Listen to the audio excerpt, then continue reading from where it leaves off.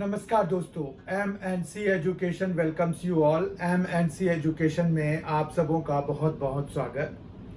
आज के इस वीडियो सेशन में हम क्वांटिटेटिव एप्टीट्यूड का बहुत ही बेसिक चीज़ लेने जा रहे हैं, बहुत ही बेसिक चीज़ सीखने जा रहे हैं, जो है नंबर सिस्टम। नंबर सिस्टम से रिलेटेड क्वेश्चंस आपको every now and then quantitative aptitude के पेपर में दिख ही जाते हैं, चाहे वो SSC CGL हो या SSC CHSL हो, JE हो, MTS हो, GD हो, मतलब SSC के तमाम पेपर्स में क्वांटिटेटिव एप्टीट्यूड में नंबर सिस्टम के क्वेश्चंस दिखते हैं हमें।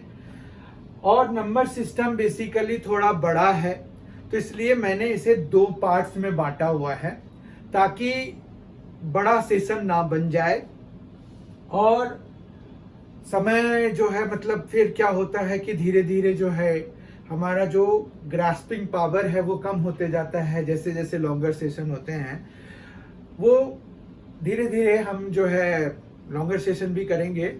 पर अभी फिलहाल ये है कि नंबर सिस्टम्स को मैंने दो पार्ट्स में बांटा हुआ है। तो आज जो है हम बहुत ही बेसिक कंसेप्ट्स देखेंगे और फिर जो अगली क्लास में जो है हम और भी चीजें देखेंगे। तो हम पहले यहाँ पर नंबर सिस्टम को में जो देखना है हमें, हमारे पास किसी भी नंबर को रिप्रेजेंट करने के लिए बेसिकली दो सिस्टम्स हैं, टू सिस्टम्स हैं हमारे पास। टू सिस्टम में क्या क्या है? तो पहला तो हमारे पास है Indo Arabic number system. Indo Arabic number system में क्या हो गया?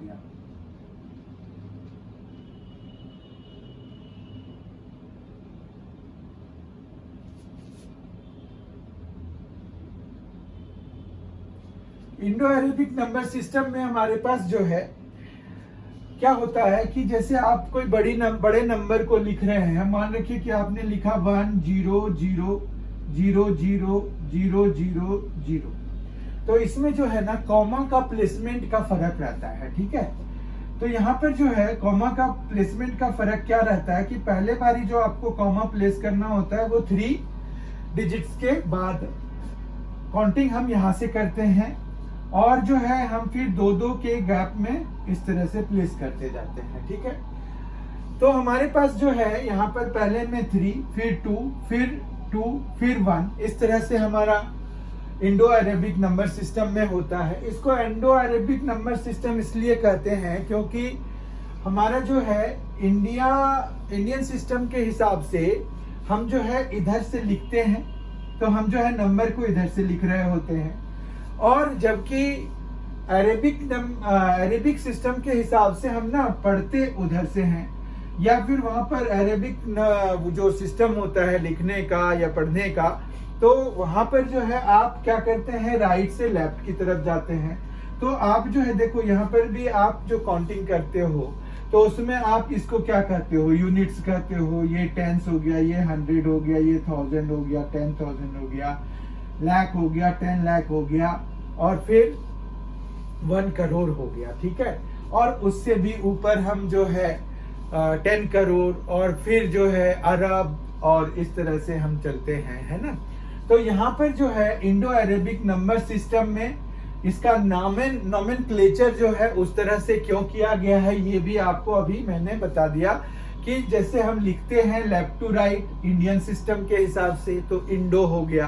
और अरेबिक सिस्टम क्या हो गया कि हम इधर से इधर की तरफ पढ़ रहे होते हैं, यूनिट्स, टेंस, 100, 1000, तो इसीलिए ये अरेबिक हो गया, ठीक है। तो इंडो अरेबिक सिस्टम हो गया।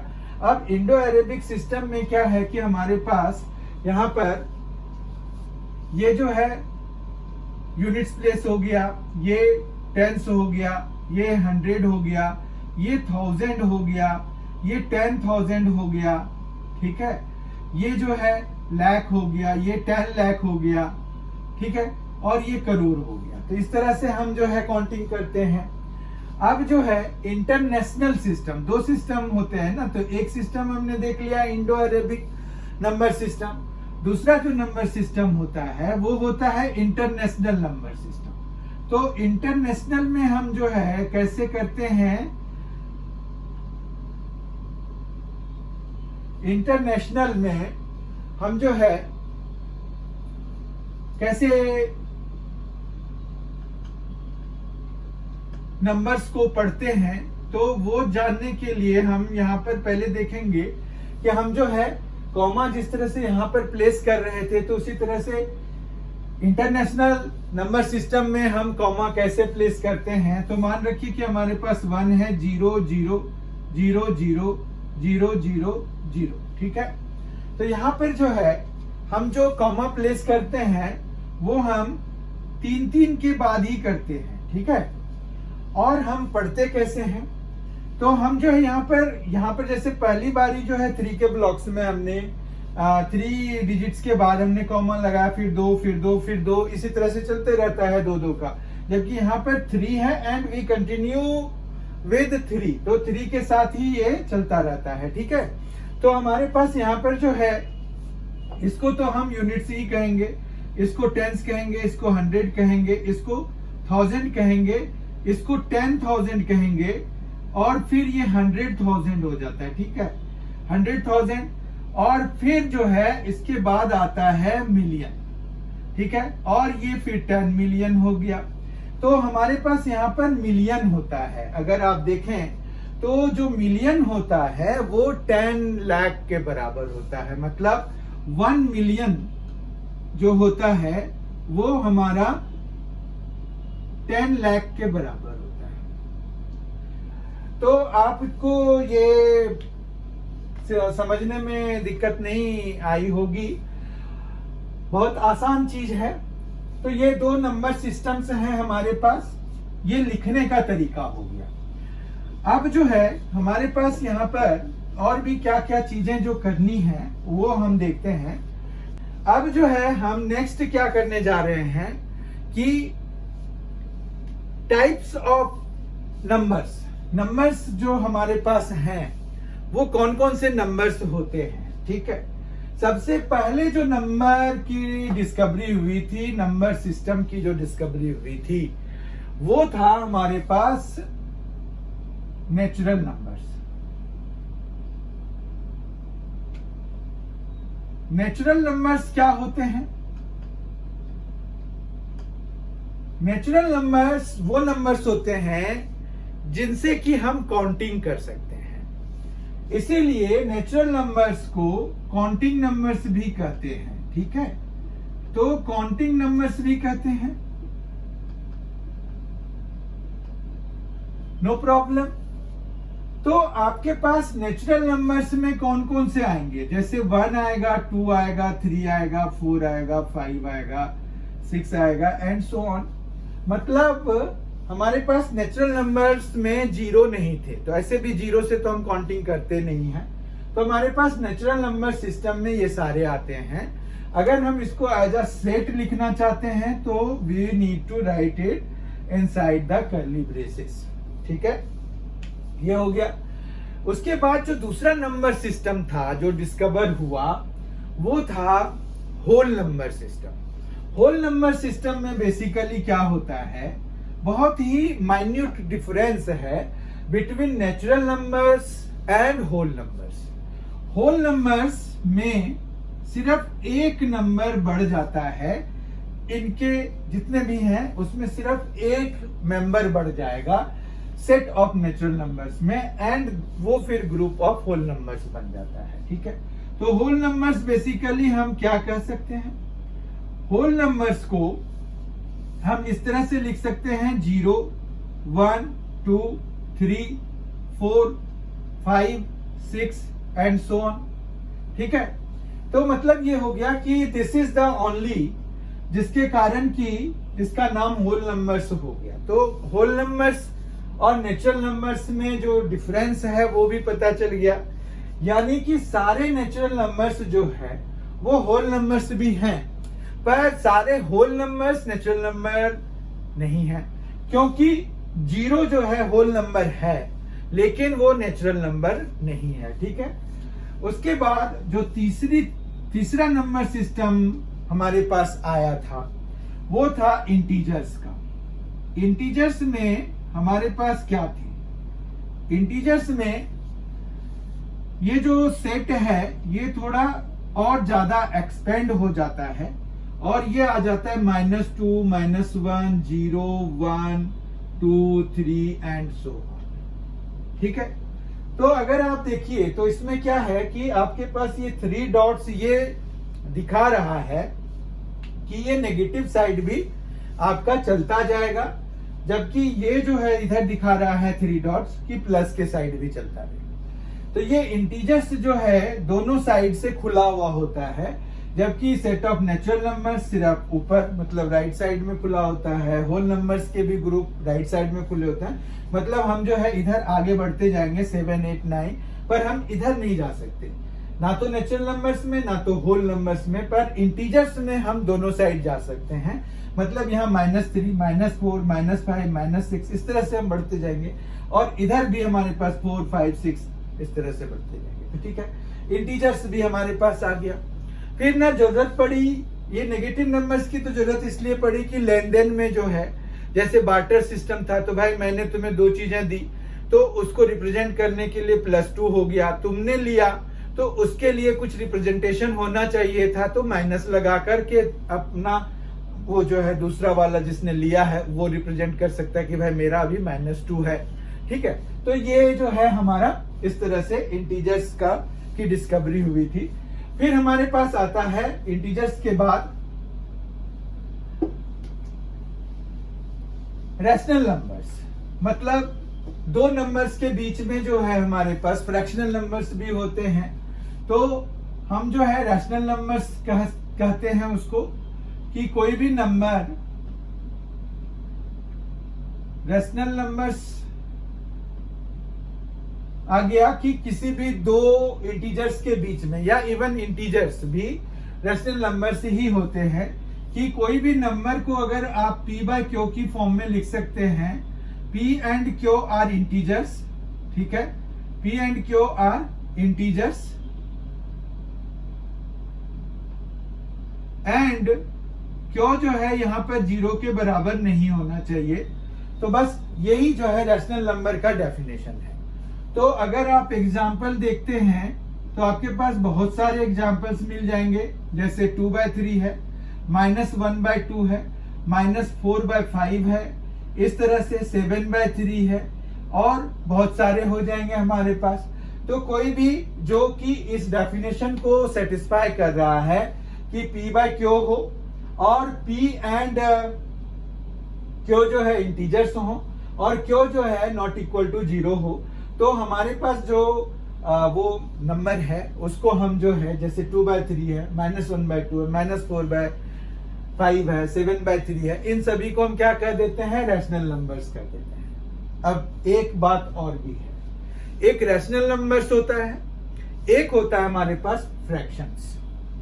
तो हमें जो है कैसे पता चलेगा डिफरेंस उनके बीच में क्या होता है।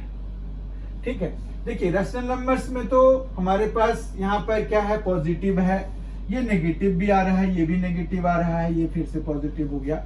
तो जो रैशनल नंबर्स है वो नेगेटिव भी होते हैं, पॉजिटिव भी होते हैं। ठीक है, लेकिन जो फ्रैक्शन होता है वो सिर्फ पॉजिटिव होता है। ठीक है, तो फ्रैक्शन और रैशनल नंबर में यही डिफरेंस है। फ्रैक्शंस भी आपका इसी तरह का 2/3, ठीक है, 7/3 लिखते हैं। तो फ्रैक्शंस में भी हमारे पास क्या हो गया, फ्रैक्शंस किस तरह का हो गया, फ्रैक्शंस को अगर हम देखें तो पॉजिटिव रैशनल नंबर्स को हम फ्रैक्शन कह सकते हैं। तो फ्रैक्शंस में हमारे पास क्या है कि पॉजिटिव होना चाहिए। ठीक है, positive rational numbers.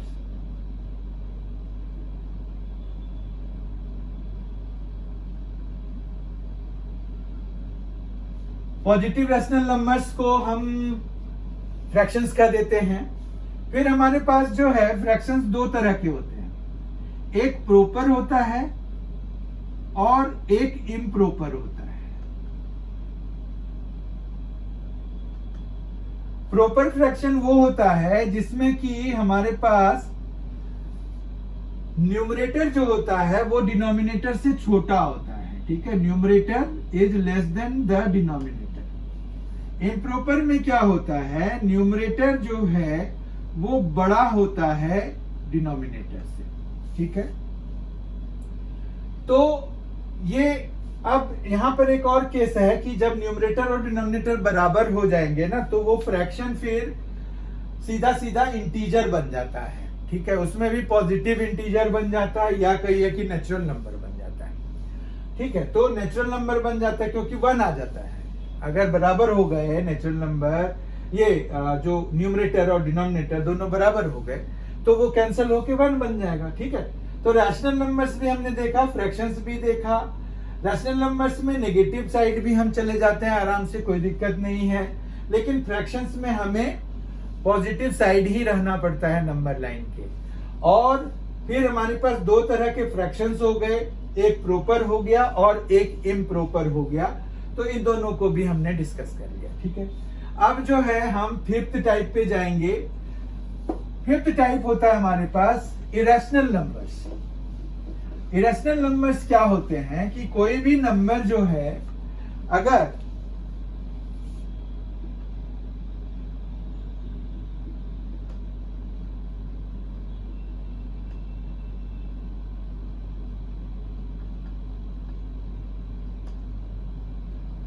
Irrational numbers हो गए कि अगर कोई भी नंबर है जिसका कि जब हम डेसिमल रिप्रेजेंटेशन लिखें तो वो जो है non terminating and non repeating हो। क्या मतलब हुआ कि वो रिपीटिंग भी ना करे और टर्मिनेटिंग भी ना हो। Non terminating and non repeating decimal representation जिस भी नंबर का होगा, नॉन टर्मिनेटिंग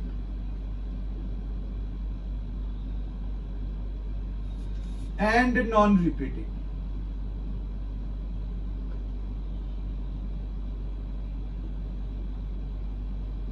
तो उनको हम जो है इरेशनल नंबर्स कह देते हैं, ठीक है।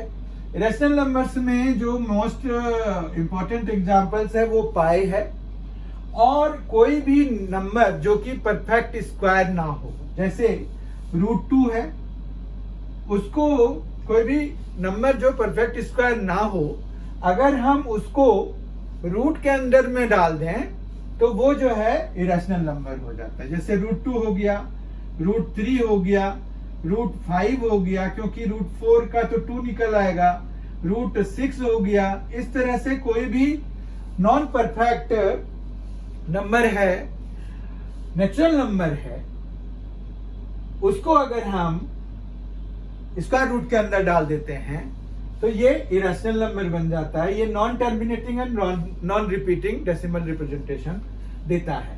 जबकि रैशनल नंबर जो होता है, ये इरेशनल नंबर था जो कि non terminating and non repeating होते हैं। जबकि रैशनल नंबर, जो रैशनल नंबर्स होते हैं, वो जो कि हम p/q की फॉर्म में लिख सकते हैं, वो हमें हमेशा या तो टर्मिनेटिंग डेसिमल रिप्रेजेंटेशन होता है या फिर रिपीटिंग डेसिमल रिप्रेजेंटेशन होता है। तो ये भी आप ध्यान रखिएगा कि रैशनल नंबर्स के केस में कौन सा होता है।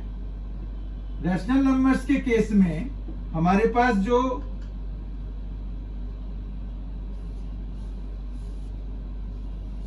डेसिमल रिप्रेजेंटेशन होता है वो या तो टर्मिनेटिंग होगा, टर्मिनेटिंग हो जाए, या फिर रिपीटिंग हो जाए। रिपीटिंग को कई बार हम रेकरिंग भी लिखते हैं, तो आप रेकरिंग भी लिख सकते हो, ठीक है।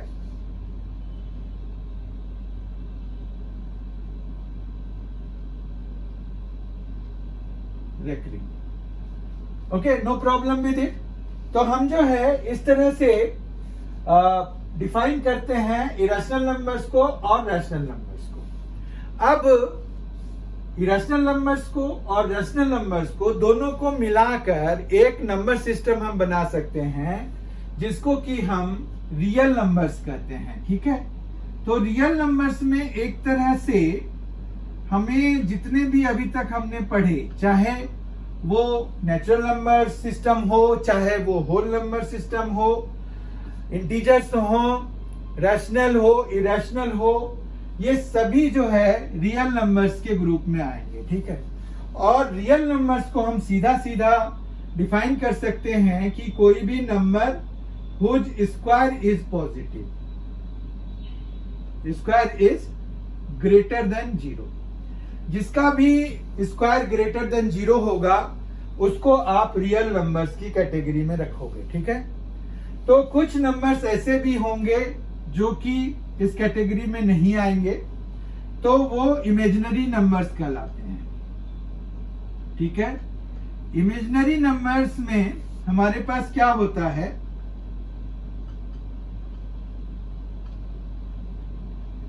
Whose square is negative,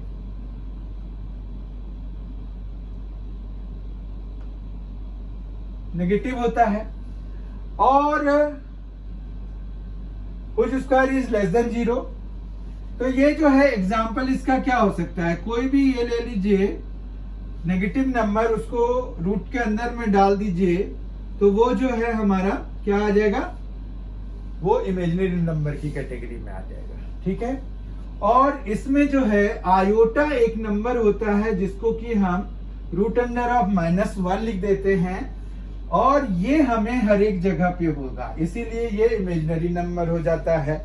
iota है तो हम जो है इमेजिनरी नंबर्स में आयोटा देखते हैं, ठीक है। तो हमारे पास ये जो आए, अब रियल नंबर्स और इमेजिनरी नंबर्स तक हम पहुंच गए। इसके आगे जो है वो है कॉम्प्लेक्स नंबर सिस्टम्स।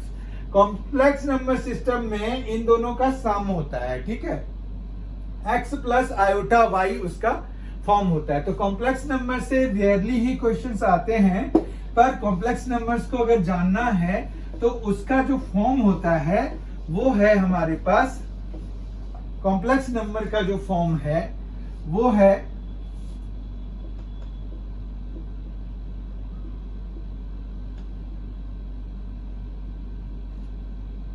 पहले तो उसको Z से रिप्रेजेंट करते हैं। रिमेंबर, जो सेट ऑफ इंटीजर्स होता है उसको कैपिटल Z से रिप्रेजेंट करते हैं, जबकि ये स्मॉल z है, ठीक है। और इसको हम x प्लस आयोटा y से डिनोट कराते हैं, जहां पर कि ये जो है हमारा इमेजिनरी पार्ट को डिनोट करेगा, और हमारा जो रियल पार्ट है वो x से डिनोट होता है, ठीक है। ये रियल पार्ट हो गया। तो आपको यहाँ पर कॉम्प्लेक्स नंबर्स में दो पार्ट्स मिलते हैं, एक रियल पार्ट होता है, एक इमेजिनरी पार्ट होता है। इमेजिनरी पार्ट में आयोटा होता है। जैसे अगर आपके पास कोई नंबर है, मान रखिए कि 3 प्लस आयोटा रूट 2 है, तो ये जो है एक इमेजिनरी नंबर है। इसमें जो इमेजिनरी पार्ट है वो रूट 2 आयोटा है, और 3 जो है रियल पार्ट है। समझ में आ गया होगा कि कॉम्प्लेक्स नंबर्स क्या है। अभी तो हम यही करते हैं, इतना ही करते हैं नंबर सिस्टम्स के बारे में। उसके बाद जो है हमारे पास और भी तरह के नंबर्स आते हैं।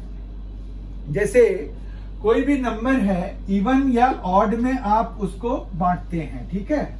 तो हमारे पास इवन एंड ऑड नंबर्स हो गया। इवन नंबर कौन सा होता है, इवन एंड ऑड नंबर्स।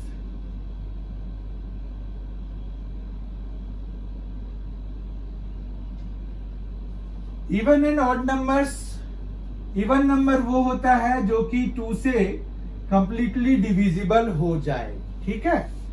और ऑड नंबर्स वो होता है जो कि 2 से डिविजिबल ना हो, ठीक है।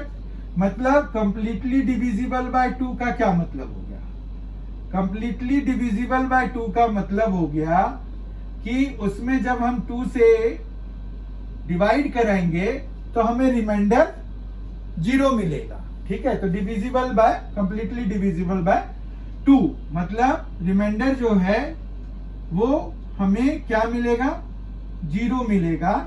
तो उस तरह को, उस वैसे नंबर को इवन नंबर्स कहते हैं। जैसे 10 है, 10 को 2 से डिवाइड कराएंगे तो 2 5 10, तो पूरी तरह से कैंसिल हो गया। तो आप बोलचाल में ऐसे कह सकते हैं कंप्लीटली डिविजिबल, तो ऐसे भी यही हो गया ना कि रिमाइंडर जो है 0 आ गया, ठीक है। और इसमें क्या है कि आपके पास रिमाइंडर जो है वो क्या मिलेगा, वो 1 मिलेगा हमेशा जब आप 2 से डिवाइड कराएंगे। तो इसका मतलब ये हुआ कि it is not completely divisible by 2, ठीक है। समझ में आया आपको। तो ये जो है इवन और ऑड नंबर्स के बेसिस पर भी क्वेश्चन आते हैं, या कहिए कि नंबर्स को कई बार हमें जो है ऑड मैन आउट ढूंढने के लिए कहते हैं, तो उसमें हम जो है इस चीज को यूज कर सकते हैं, या इसके बेसिस पर भी कई बार क्वेश्चन पूछ सकते हैं वो, ठीक है।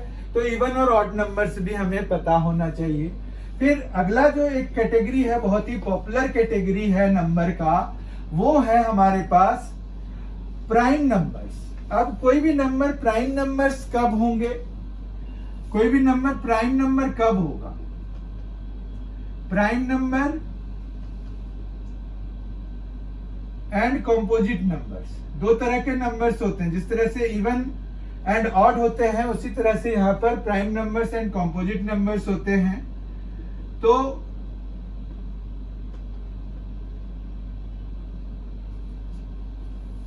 प्राइम नंबर्स वो नंबर्स होते हैं जिनमें की जो फैक्टर्स होते हैं वो एग्जैक्टली 2 होते हैं, एग्जैक्टली 2 फैक्टर्स, ठीक है। जैसे हमारे पास 2 है एक नंबर, तो इसका अगर फैक्टर देखिए तो 1 है और 2 है। 3 है जैसे देखिए तो 1 है और 3 है। जबकि 4 अगर आप देखिए तो 4 में क्या क्या फैक्टर है? 4 का जो फैक्टर्स अगर लिखेंगे, ये एक्चुअली फैक्टर्स लिख रहे हैं हम, तो ये जो है हम क्या लिख सकते हैं, 1, 2 और 4। तो ये 3 फैक्टर्स हो गए इसके, ठीक है। जबकि यहां पर क्या है कि एग्जैक्टली 2 फैक्टर्स हो रहे हैं। अब जैसे 5 अगर आप लीजिए तो ये 1 या 5, यही 2 फैक्टर्स आ रहे हैं। जबकि 6 अगर आप लीजिएगा तो 1 भी फैक्टर है, 2 भी फैक्टर है, 3 भी है और 6 भी है, ठीक है। तो फैक्टर्स निकालना कैसे होता है, तो वो जब सीखना है तो ऐसे तो आपको आता होगा कि फैक्टर कैसे निकालते हैं, उसके लिए भी हमारे पास वीडियोस आएंगे, ठीक है।